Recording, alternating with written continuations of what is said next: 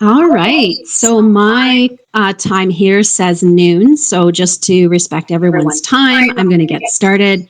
If you're new here and you've never listened to one of our podcasts before, this is the Cozy Book Nook, and we are here every Tuesday at noon. Sometimes different hosts. So I'm going to be hosting today. I'm JG McLeod. You can call me Jen. And I have the lovely Joanne Paulson, JC Paulson here with me today. And so we're kind of co-hosting kind of both guests. And we're going to do sort of a special installment of the show. And the topic today is, if you have little ones, you might want to make sure that, obviously depending on your parenting, but it is definitely 18 plus. We're talking about consent and how that relates to fiction and writing and marketing. So you do what you need to do, knowing that that is the topic. I'll try to remind, some people joined late, so I'll try to make a little mention of that again later. I do see Laban. So before I kind of introduce you, Joe, Laban, do you have any intro comments that you want to say before we get started, or do you want us to just dive right in? Not sure if you're having technical difficulties, Laban. I did send an invite, so you can let me know if you can hear this or if you are able to speak now. All right. I think I'll move ahead, Laban, and then I'll kind of follow up with you a couple times through the episode today. So welcome, everybody. Like I said, this is the Cozy Book Nook, and today's topic is consent in fiction and marketing. And so this is a topic that touches pretty much everyone's life, whether they're in a relationship, have been in a relationship, or are an author or a writer. Because you're exploring this often, and it's also explored in pop culture and media, whether that's songs, TV, movies.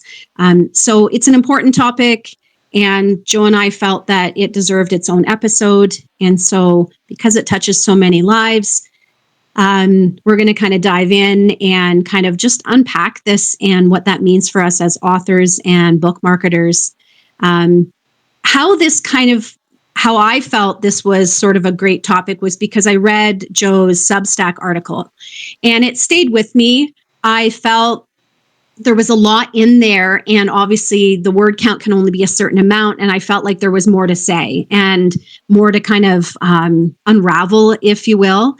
So I think that there's so many sort of topics that we'll probably end up getting into that we don't even realize. But Joe, if you want to just briefly introduce yourself and what inspired you to write the Substack, I think that would be a great way to begin our show today and kind of root it in our inspiration. Thanks so much for that, Jan. I appreciate that. You should probably have pointed out that your extremely wise words are also reflected in my Substack, along with some other very, very clever words from another author named Jennifer. And I am going to, at some point, quote what she said as well. I thought she made a couple of really excellent points that we should include. So I am an author of how many books? 6, 7, 8 now, I guess. Consent comes up in several of them, one of them in particular. And it has always been important to me. The issue of consent in life has always been important to me. I'm quite sure I do not know a woman, and I am not sure about men, as sure about men, although that has come up with men as well. But I don't know a woman for whom this has not either been an issue or who has not enjoyed the invitation via consent. This is a huge issue in society, and sometimes it's a wonderful thing. So there are both sides to that. The reason I got motivated to write this particular Substack, to answer that question, is because there is a show called Heated Rivalry on Crave in Canada, created by a Canadian director and producer, and based on a Canadian book, series of books, but this one particularly, written by a Canadian author named Rachel Reed. And it became very clear to me in the first, I don't know, I think it was only a month, that this was taking the viewership by storm. It was, everyone was talking about it. Everybody. I went to have my hair cut, and within, I think, a month, my hairdresser had watched it 6 times. It was a big deal. It remains a big deal, but when it first hit, it was incredible. And for the information of the authorship here, her books were on the Globe and Mail bestseller list, and still are. But for a while there, 6 of them made the Canadian top 10 in the Globe and Mail, week after week. It was absolutely incredible. So to me, that said, that consent was finally getting a real moment in culture. And I got quite excited about this because, as I said, I have put this in my books several times, and that was some time ago. I think the one that really deals with consent came out in 2016 or something, maybe 2017.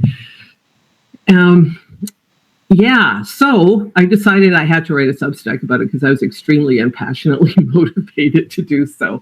So I start with a scene in Heated Rivalry, which I believe comes in the 2nd episode, where the 2 characters, both hockey players, are fully engaged in a sexual act it doesn't matter where it is. I think it's in a hotel room. And, the young man who is more of an aggressor, I suppose, has persuaded his new partner to engage in sex long since. But yet, in the middle of this act, he says, again, "Are you okay?" He's always asking him, "Are you okay? Are you okay with this? Is this good for you?" And so what fascinated me by this scene was that consent was not, we had sex, a week ago, and let's just do it again. It was a perpetual process. And I thought that was incredible. I'm not sure I've ever seen that in pop culture, so to speak, so clearly done. And yes, so I wrote this Substack, and thank you so much for your comments in it, Jen. They were fantastic and made me think about other elements to this topic that I hadn't. So I will stop there for now. That's fantastic, Joe. And yeah, when you mention when you saw the Canadian focus or the Canadian attention, because we saw it from our side and what our media was kind of focusing on.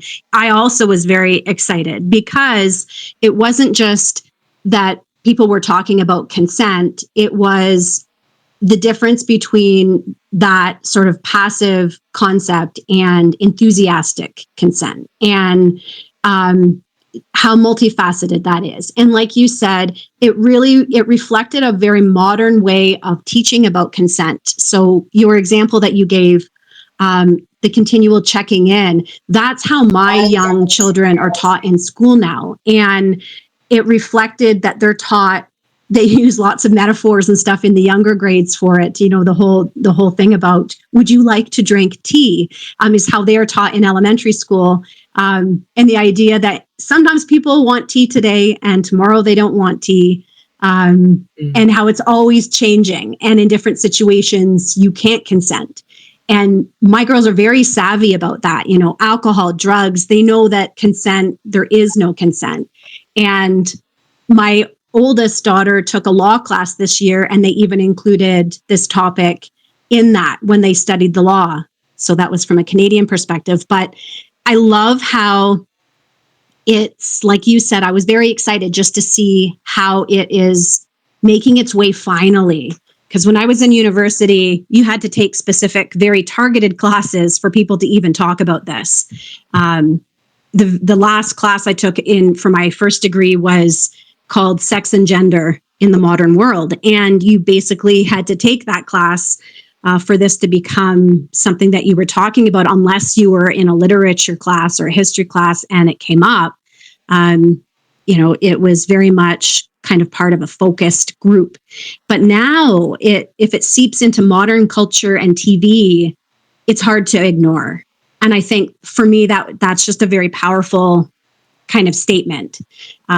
Let's stop ignoring this, right? Let's stop ignoring voices and give them their due, and actually stop and listen to what they're saying, and take it to heart. So to kind of just start, and then I really love to get into some of our fiction and just the topic where we see it headed and how we can use this as authors. Mm-hmm. One stat when I was just doing up the marketing for this, really, it's startling to see, but like you said, I don't know any women who haven't dealt with this.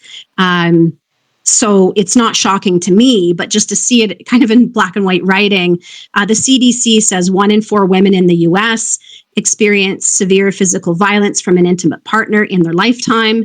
It's 1 in 5 when that is sexual assault. RAINN reports that only about 23% of sexual assaults are actually even reported. So many people are taught not to speak up. They've been taught that their discomfort either doesn't matter or that there should be some kind of shame attached to what has happened. And so I'd love to kind of go a little deeper into the topic. And you've mentioned why you wrote the article, and you've kind of hinted at your own books.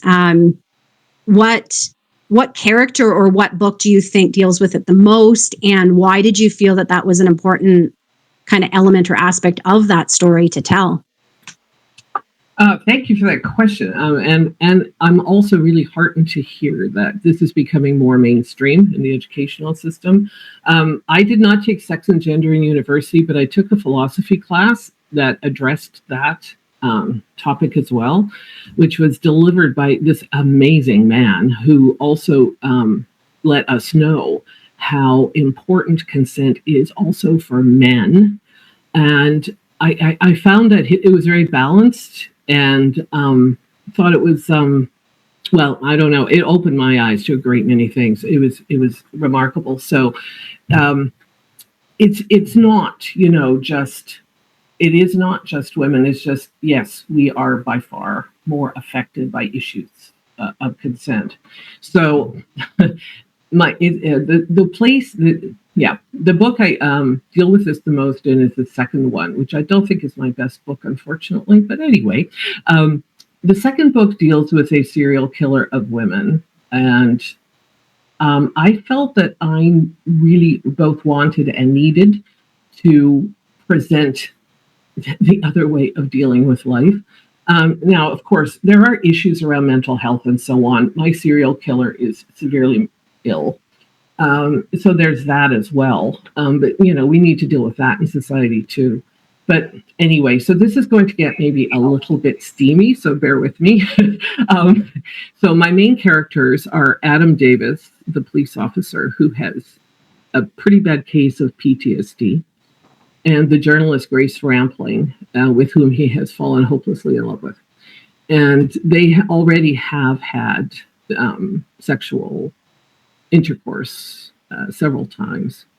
Unfortunately, his PTSD gets the better of him one night. He has a terrible nightmare, and Grace ends up on the floor because he is physically acting out, and he loses his mind. He's like, oh my God, I cannot sleep with you. I'm going to hurt you. And he leaves, and everything is a mess, of course. It's very emotional. So I'm trying to make this shorter, sorry. So she is beside herself because she's madly in love with him. And about 48 hours later, she phones him and says, you have to come to me. I can't stand it. Get over here, basically. And he agrees. So she has asked him to come to her home, which is an important point in my view. And he comes over, and he's just, still an emotional wreck, and he really wants her. And he comes in, and she's wearing something sexy, and he gets the point. But even so, he walks up to her, and he's just vibrating, and he says, "I need you to say yes. This is going to go on all night. I am beside myself. I need you to understand that this is going to be quite the night. And are you okay with that?" And she's like, "Oh my God." And for a second, she's kind of afraid, like just how passionate is this going to get? But she finally, she calms down. She goes, "He's never going to intentionally hurt me." And then he says, "I will never hurt you. I will never take your dignity, but I want you. And I want you all night. Are you up for this?" Again. And she agrees. And of course, things get extremely intense after that.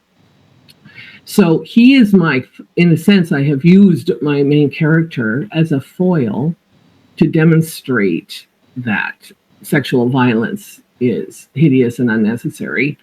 And the other point I would like to make from an authorial standpoint, if I may, I'm going on at great length here, sorry, is that consent is extremely sexy. If we are writing our books from the standpoint of romance at all, there is nothing more erotic than consent, especially if it's explicit. And also, there is no greater high in the human experience that is natural apart from erotic, consensual sex. It turns on all your endorphins. It changes your brain. It is the best experience, I think, you can have on that level. And I really wanted to demonstrate that as well. It's, there's the negative side, right? Which we need to talk about, we need to address, we need to look at. But there's this huge positive side when we use it in fiction and in life. I love that. So many important things that you covered there, Joe. And I love that you shared it through the character focus, but then as the author too. I could relate to a lot of what you were sharing in several of my books, and both sides of it, right? So the one that's most similar to what you were describing there would be my Future Bride series, because I wrote it last after going through sort of a journey of my own where I talked about this issue from multiple sides, male, female, the friends, the supporters, the mentors, the people involved, the family. In my other books, I had explored kind of how it impacts a whole community of people. And I explored what happens when consent isn't given or asked for. I went through books where I kind of delved into some characters exploring it where other ones ignored it. So then I used that as a specific contrast. But then I think when I got to creating the relationship between Bridget and Fergus, I was more at the point where I think I was frustrated by that point, because I'd gone on this journey as a human being and an author, and yet I think in the modern dating world, I still wasn't seeing the shift that I'd had internally or that I wanted to see. And I just felt modern dating still wasn't including the things that you just mentioned are needed to go to that place, right? To be able to feel so safe and comfortable, to be able to be who you always were meant to be and should be. And that safety and, to have those experiences and to be enthusiastic about them and continue to be. I think there were just these gaps that I was feeling in my own life. So I wrote a book, and then that turned into a trilogy, and I've got a fourth one I'm writing. But I created Fergus as the character to kind of be the opposite of what I was seeing everywhere else.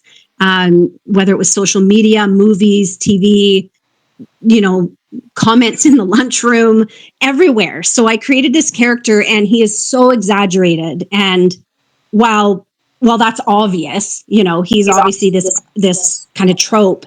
The point was that was what I felt maybe I needed in my own life, was to have that type of character, given that everybody who's read Abalone knows the type of character that I had in my real life to start. So I totally can see where you're coming from, and that to have a character who, while very exaggerated, knows that physical strength isn't there to be used to coerce or dominate or harm. It's there to protect. And I wanted that to be the groundwork for this safety, so that, like you said, you have a very strong character there as well. I wanted to create one who had that, and yet it became very obvious that wasn't going to be used in a forceful way, that Bridget was always safe.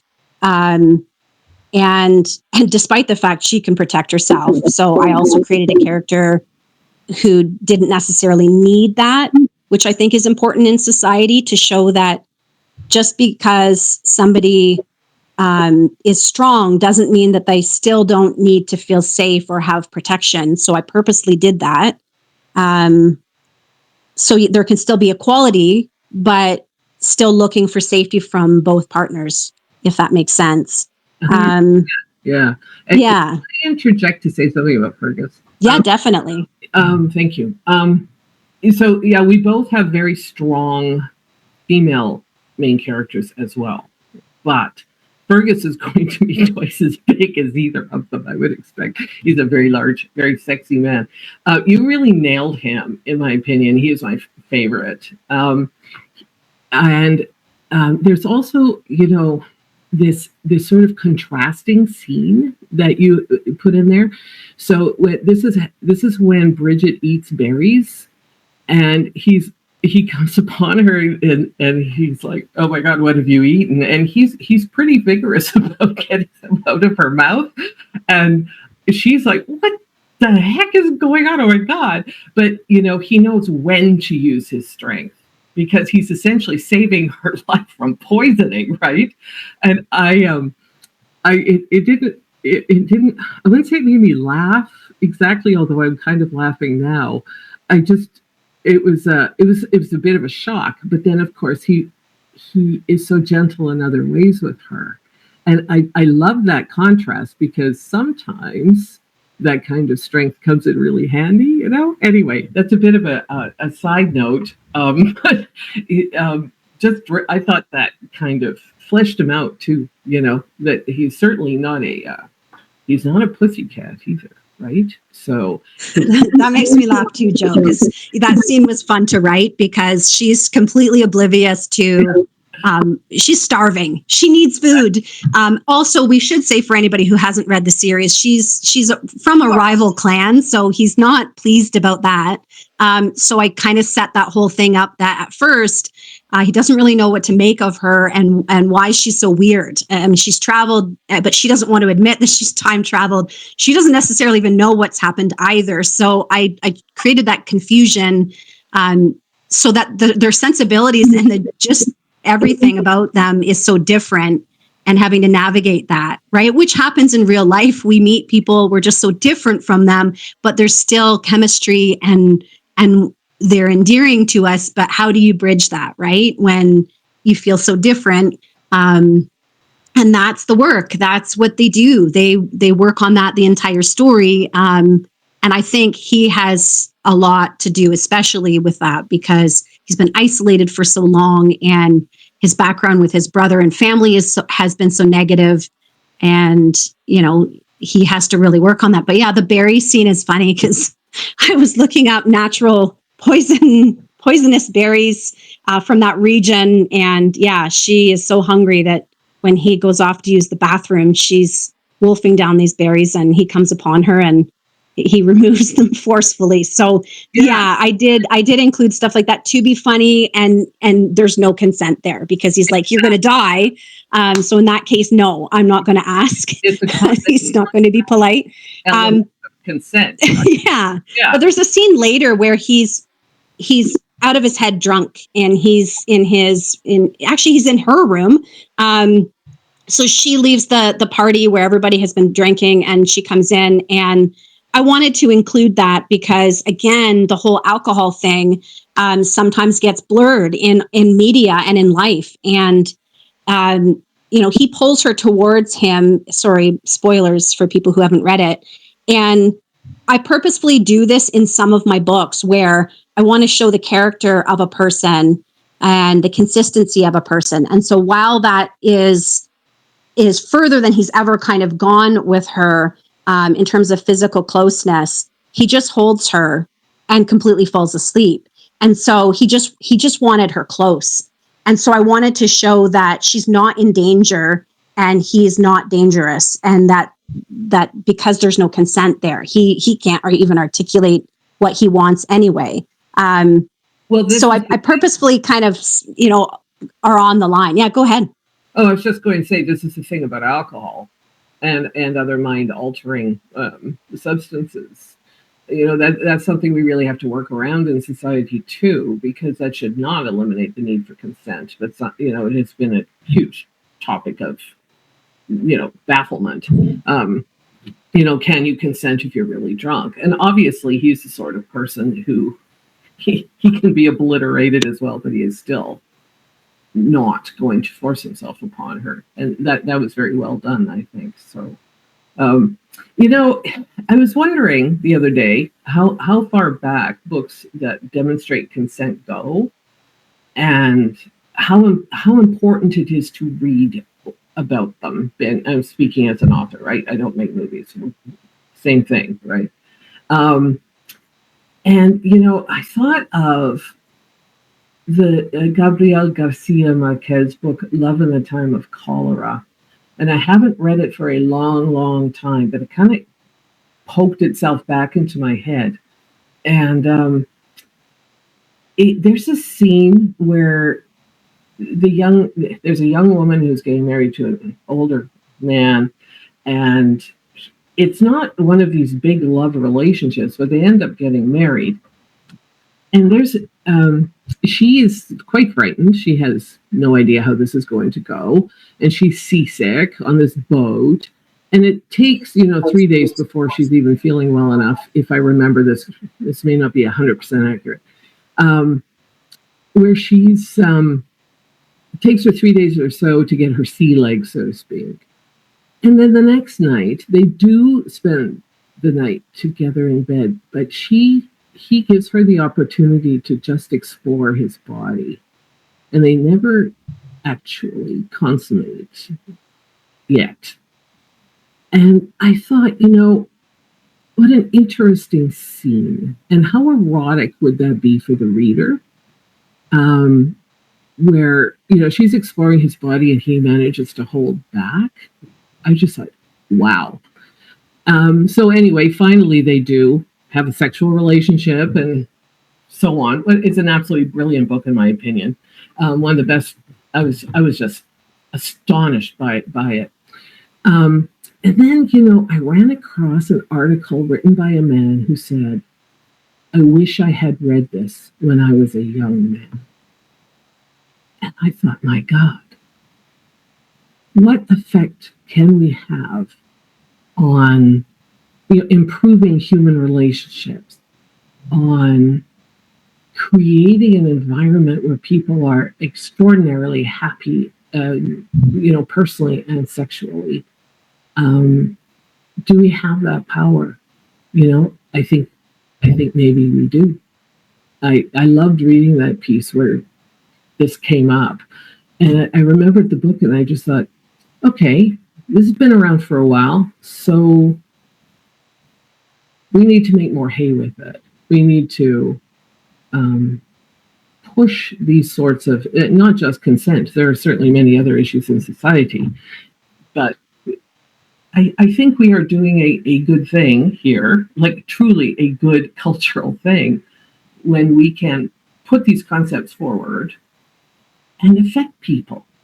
When he said, I wish I had read that book when I was a young man, my heart thumped, I just thought, there's more to this fiction thing than meets the eye. And Joe, I love that because it reminds me of how much time passes. You know, the odd person will write something like that, and it just really stand out for the time, and yet my girls' friends at school, they're really, really invested in off campus, and I've reposted a few clips from it as well, although I haven't seen it. But the clip spoke to me, and the conversations with my girls once again, because it reminds me of what you were just saying about that something erotic and satisfying starts somewhere. And like you said, it started with comfort, and it started slowly in order to build trust. And then it was consistent until, you know, it was explored. And I think especially for young people or anyone who's experienced trauma, it's such an important way to be grounded, to ground yourself in safety. And my girls having these conversations with me about off campus, sometimes we think if somebody has experienced trauma that they don't necessarily want to have sex, that they're not a sexual being. And I think that's also such a shame, to sort of set them up in that way and view them in that way, because with effort and time, and like you said in that scene, just exploring bodies and not feeling pressure, how wonderful that could be, that person then, trauma or no, could have a fulfilling, you know, experience or life. And in off campus, it's the same. One of the females in there has been sexually assaulted by a member of the hockey team, and she meets somebody later who is very patient and very, it reminds me of the scene that you just described. You know, they are going to try to have sex. She is, she's not grounded. She is having a PTSD experience. And I describe that in Abalone in quite graphic detail. You know, she's disassociating. And anyone who's ever had that happen knows what that feels like. And, you know, you can lose yourself in a crack in the ceiling. Like, you just find somewhere safe. But he pulls her back. He brings her back. He's like, you're here. You know, you're okay. You're safe. And, you know, I'm here and you're here, and you're okay. And so he knows how to talk to her. He knows how to reduce the anxiety. And he also takes the pressure off. It's not like, oh, you're here, you're safe, let's have sex. The idea is maybe there's something else we can do where I don't completely shut down and say, oh, you must not want to do anything sexual, right? He asks her.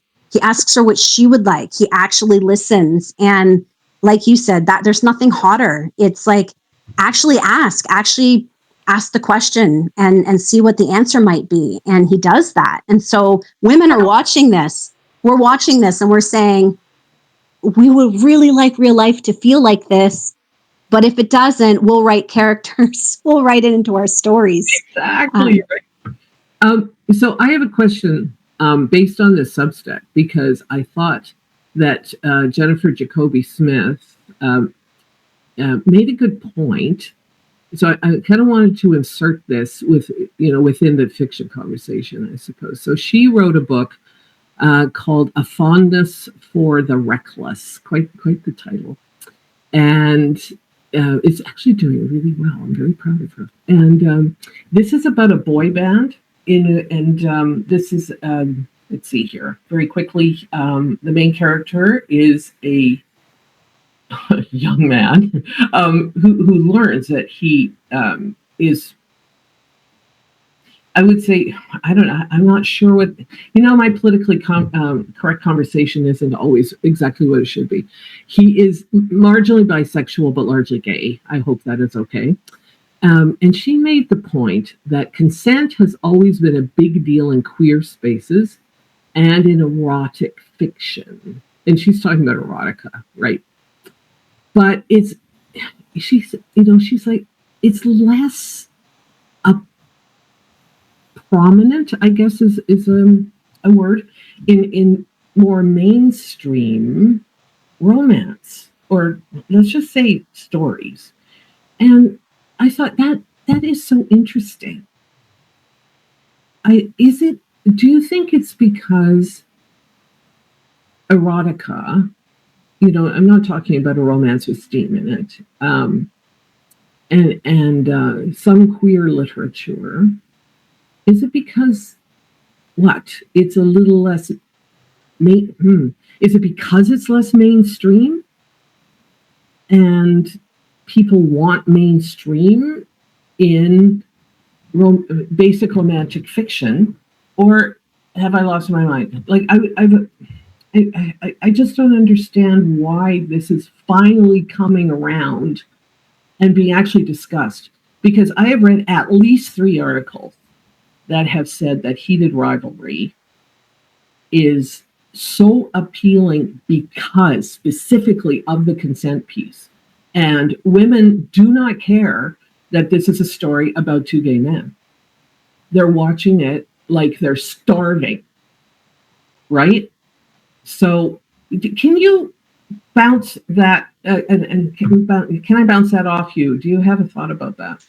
I actually love the phrase, they're starving. We are starving for everything you just said. And that's why we might read something where the actual sex isn't the sex we might want ourselves, if that makes sense. But we don't care because it includes all of the components for the actual relationship piece, or the getting to that part that we're craving, that we are starving for, that maybe we've never ever seen kind of played out in real life the way that would feel that way, right? That would feel pleasurable and satisfying and safe.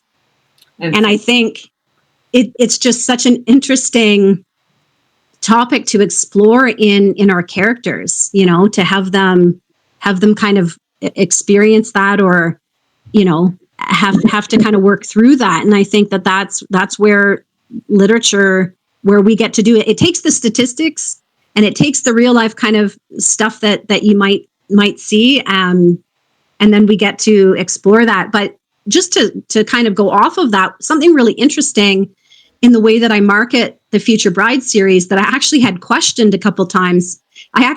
People might have seen this, but in a lot of my promos, it says, historical fiction without sexual violence. And I had somebody respond to that promo and say, what a weird way to market this series. Like, do you really have to say that?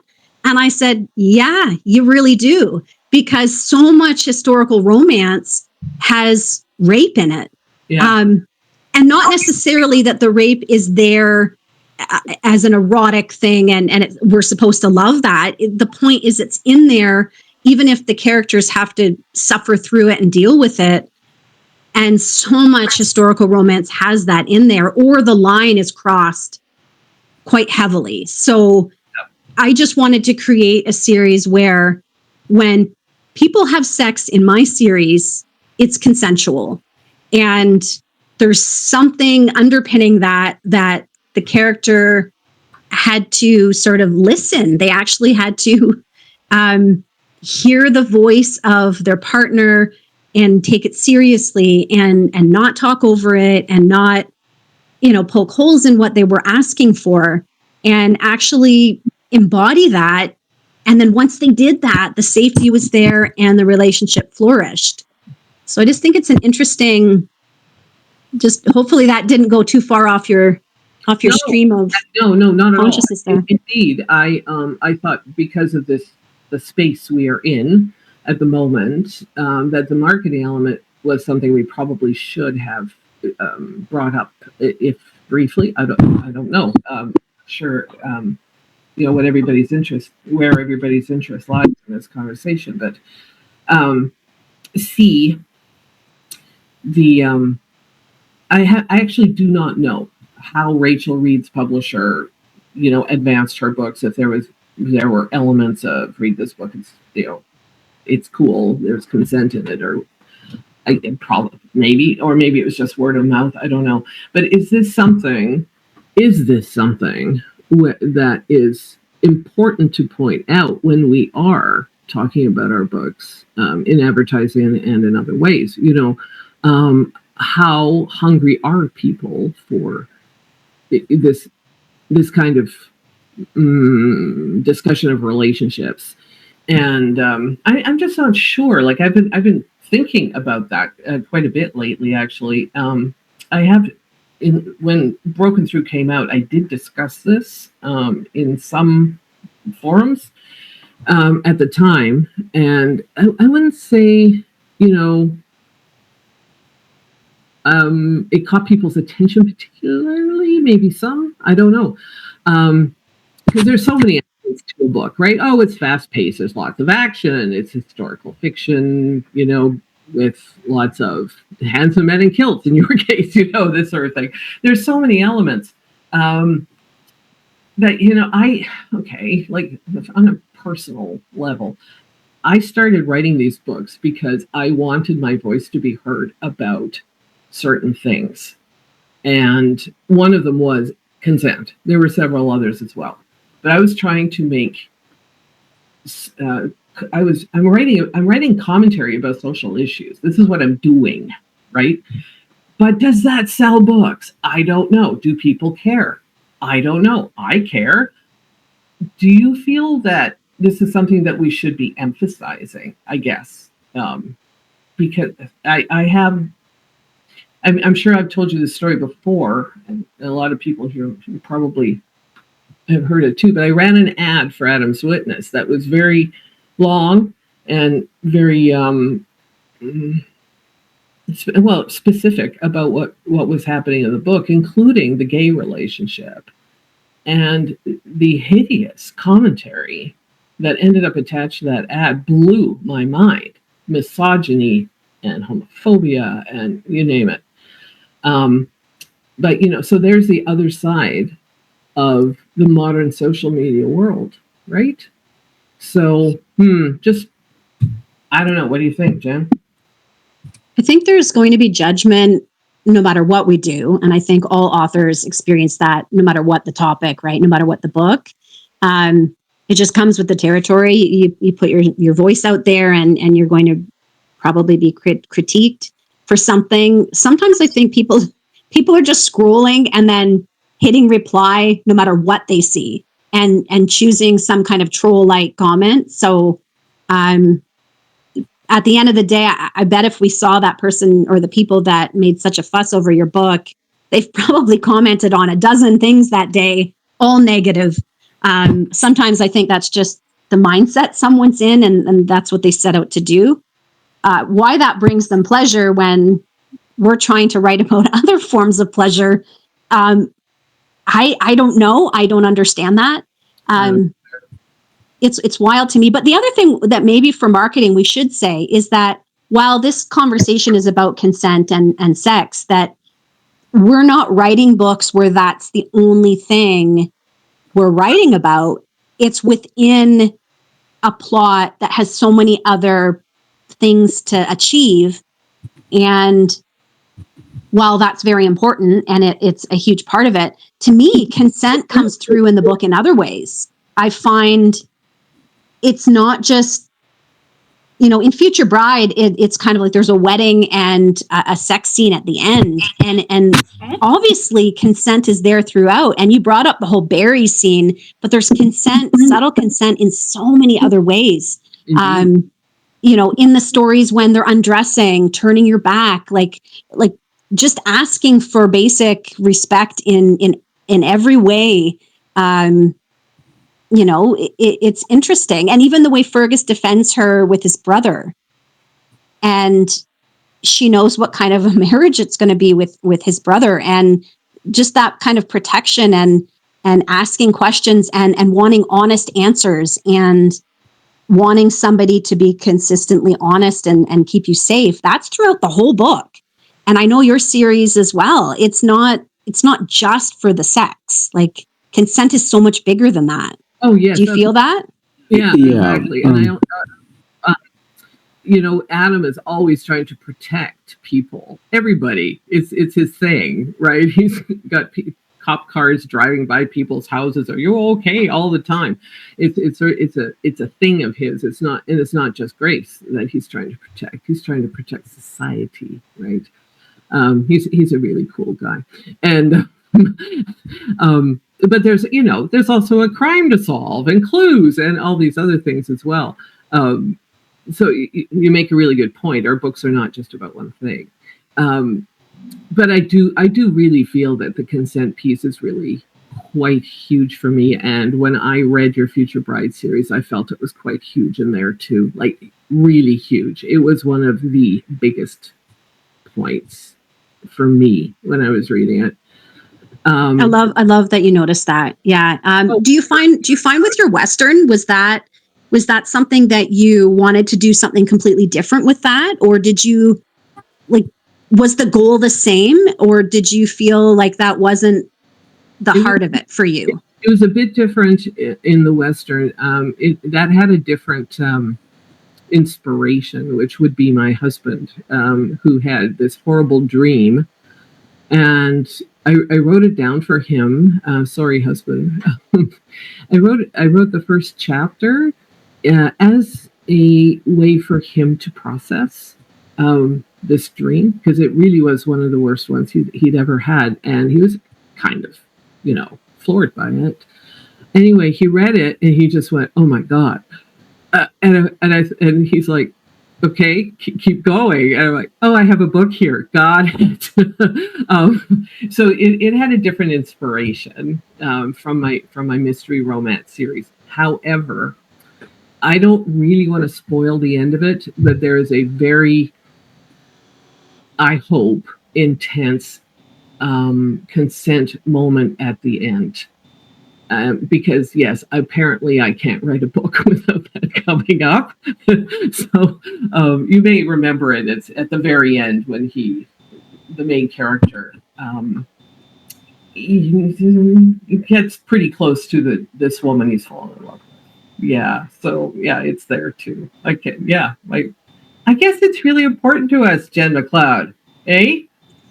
It is. And I even recommended, I know that I don't usually share all my kind of teaching stuff, but it's been on my course curriculum for my online grade 12 course, your book, as you know. And one thing that they have to do with that after they've read it, the ones who choose to read your Western, is they have to do a literary essay and apply different lenses to it. So that's super cool, because they're psychoanalyzing your characters, and they're using feminist theory, and they're using, post-co, and like all these literary theories. And so that scene at the end is often mentioned, and some other scenes throughout the book. And I just find it really interesting, again, to hear, what does an 18-year-old think of this? Because like you said, with that man who said, "I wish I had read this younger." One review of my book, Abalone, said this book should be given to every teenager before they go on their first date. So it's interesting to hear readers' feedback. Have you ever had any readers reach out to you specifically about the consent stuff in the book, or any reviews where they really focused on that? No. In the Western, I am not all that surprised, I guess, because it really is what you would call a hero's journey in genre, historical fiction hero's journey, I suppose. And while the romantic relationship is very important to the book, again, as a bit of a foil, not quite so much. I don't think people notice it quite so much in that one, because it's sort of a more minor point. It would be lovely to hear feedback on that, though. That'd be very cool. Most people, when they review it, are like, "This is a really cool hero's journey." The people who do like it. And this young man grows up so quickly because he's forced to, and turns into a really great human being. And that was what I was hoping to portray. But maybe one day. I can only hope. Maybe they don't want to spoil it, eh? I think that's true. That's true. But it also could be just like what you said, that the focus for them wasn't that, and that's okay. Like, because you did tell a different type of story, I feel like I think with a series too, it's a bit different, because with Future Bride, a lot of the stuff we talked about was from the first book, but consent's in every book, and it's done differently. So in book 3, when Bridget actually makes her way into modern Canada, consent is mentioned very early on when Fergus chaperones that date. So when she's on the date and, they're at the restaurant and there's the third wheel, the person that she trains with is there, and she's really on the date with him. And he mentions a few things and then kind of blurts out that he thought he was, going to get laid, and Fergus is completely incensed with that comment.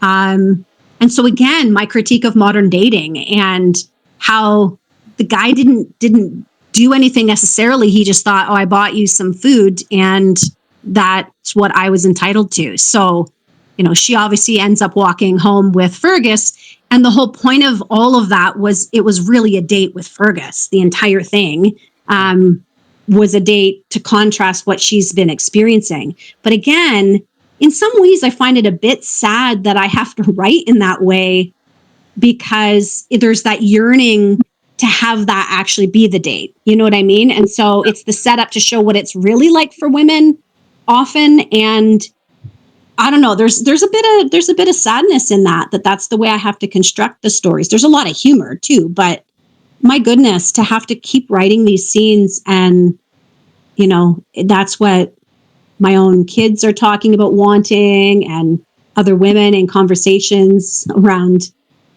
this topic. So where do we move this? How do we move this into a different space, I guess?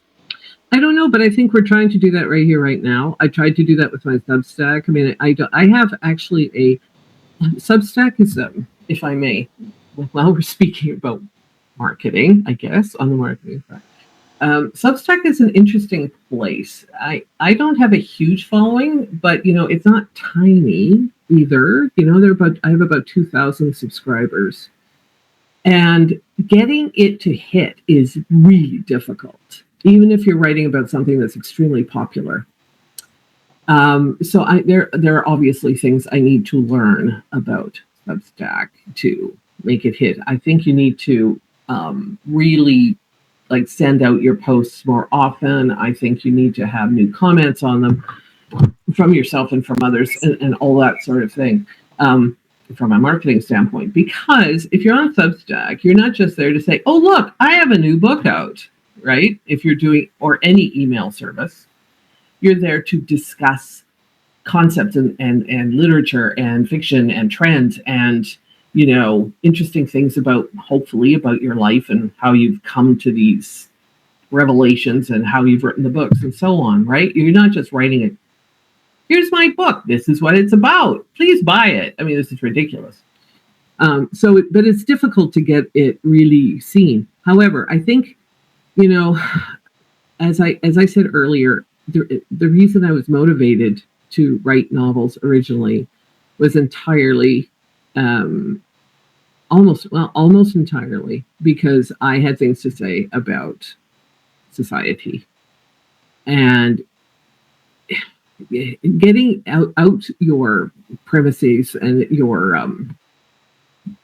points, and still persuading people that this is going to be a good read and you will enjoy it, is, it hasn't really been the easiest thing I've ever tried, right?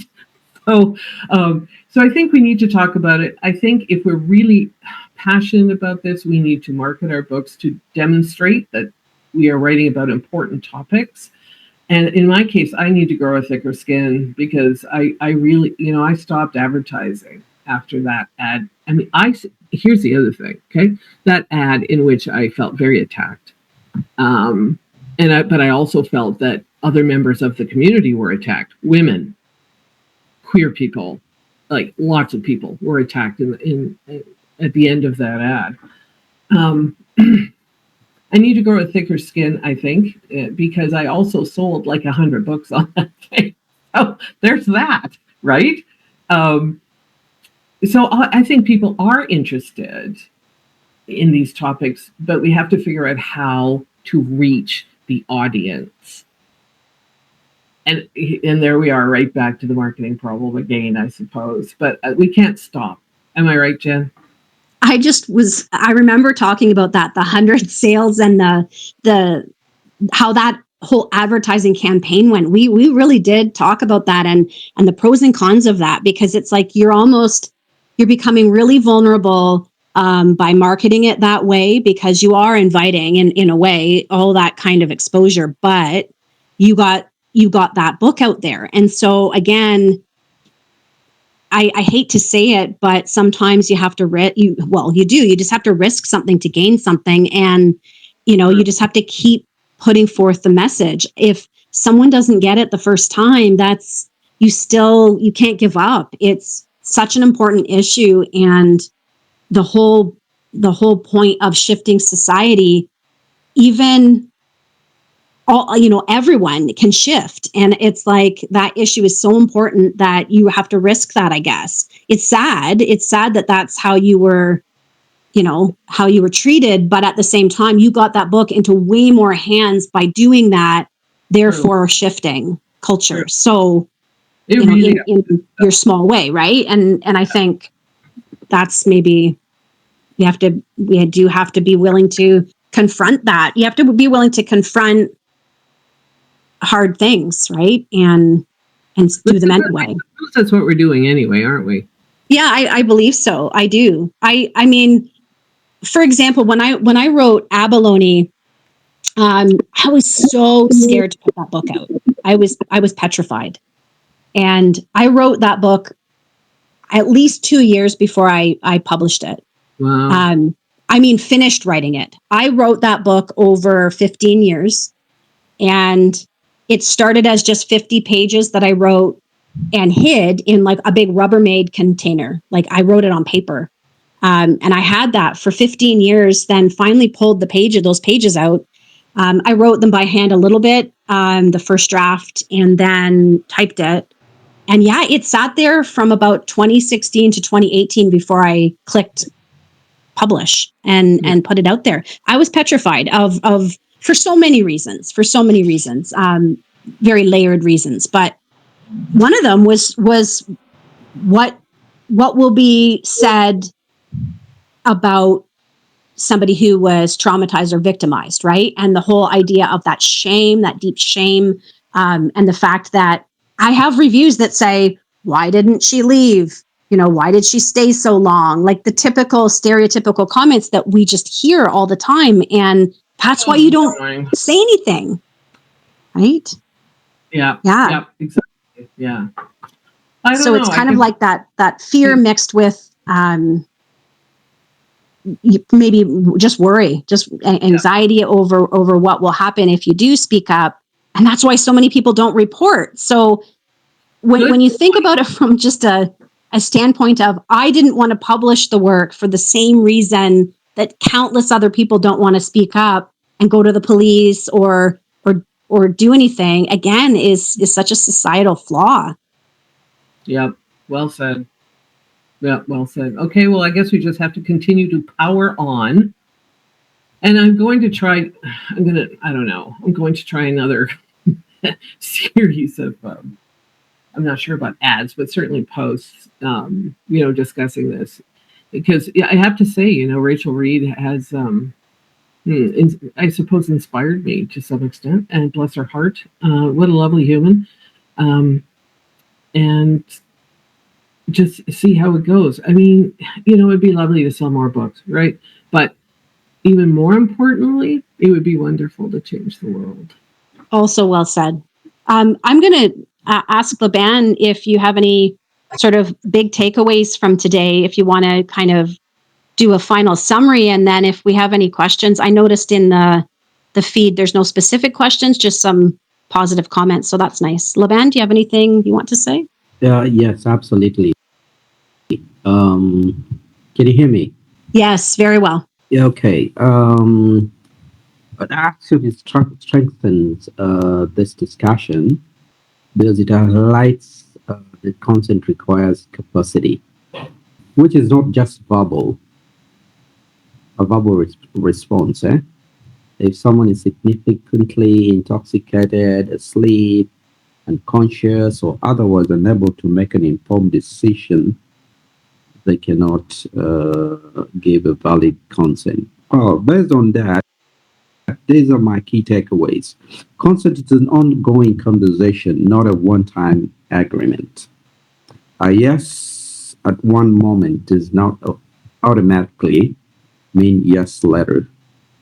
Asking, is this okay, can deepen intimacy. Rather than interrupting the moment, it demonstrates respect, trust, and mutual care. Clear communication is attractive. The books show that seeking consent can be erotic because it builds emotional safety as well as anticipation. Consent requires capacity. A person who is intoxicated, asleep, cautious, or otherwise unable to make informed decision cannot give meaningful consent. So I like that Jen's portrayal reinforces that genuine consent depends on the ability to choose freely. Consent benefits everyone. While the conversation has traditionally focused on protecting women, clear consent also protects men by reducing misunderstandings and ensuring both partners feel respected. Also, trauma changes intimacy. From J.C. Paulson's character Adam, repeated requests for verbal consent show that consent can be, yeah, part of healing, reassurance, and also rebuilding tasks. I mean, trust after trauma. Fiction can change culture by portraying consent as natural, respect, and even romantic. Authors can help reshape attitudes far more effectively than lectures or public campaigns would. Again, silence is not consent. This story reminds readers that people should feel empowered to say yes, no, not now, or I've changed my mind. And this should happen without fear or pressure. So this is my closing discussion point. Yeah, one thing these books by Jen as well as by JC Poton that they have in common is that they don't portray consent as a legal checkbook. However, they portray it as a language of respect. That may be one of the most important cultural shifts literature can help us make. That was beautifully said, Laban. Thank you for that. You will. I agree. I agree. Good summary, really good key takeaways.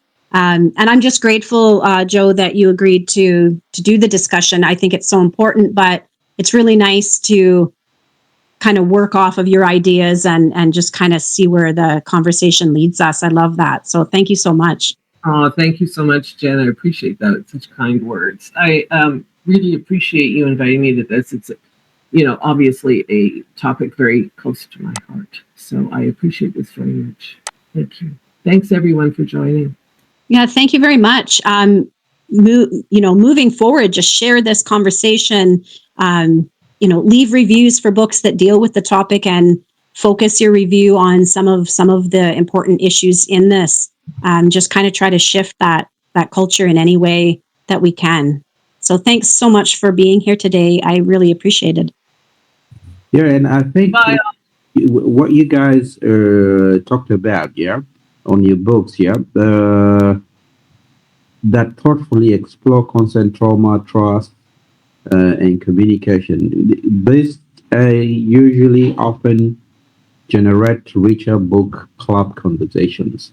Not just that, it's bound to create more podcast interviews, lead to more social media engagement, and again, we were talking of how that can affect the sales.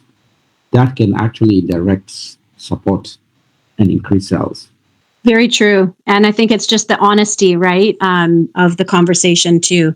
So it comes through in the characters, the authors. So That's lovely. Thank you so much.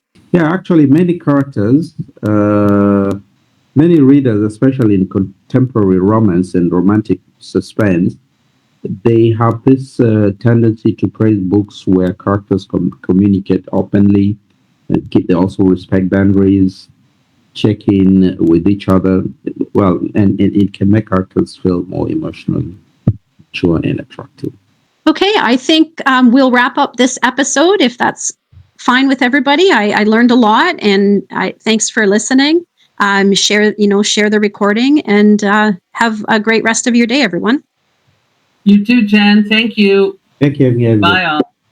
And thank you for our great speakers today, JG McLeod and JC Patel. Thank you very much.